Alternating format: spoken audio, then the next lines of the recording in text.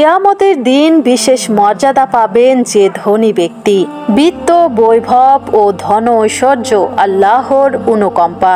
তার নির্দেশিত পদ্ধতিতে ধন সম্পদ অর্জন বড় ইবাদত। আল্লাহর সন্তুষ্টি মোতাবেক খরচ করলে আখিরাতে নাজাতের কারণ হবে।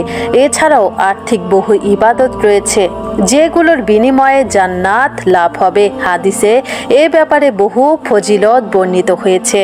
বৈধভাবে উপার্জিত অর্থ থেকে যারা আল্লাহর পথে ব্যয় করবেন তারা কিয়ামতের দিন আল্লাহর পক্ষ থেকে উত্তম প্রতিদান পাবেন।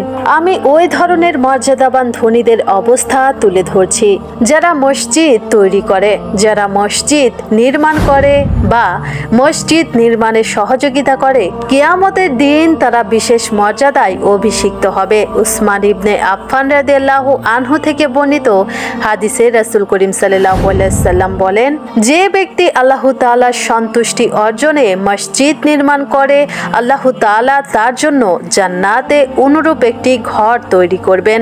তিরমিজি হাদিস 318।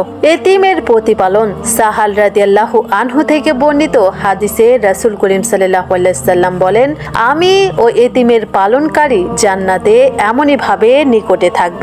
এই বলে তিনি শাহাদাত ও মধ্যমা আঙ্গুলি দিয়ে ইঙ্গিত করেন এবং দুটির মাঝে কিঞ্চিত ফাঁক রাখেন। বুখারী হাদিস 5304। আহারের ব্যবস্থা করে। অনেক ধনী গরিব, দুঃখী ও এতিমের সহযোগিতা করে।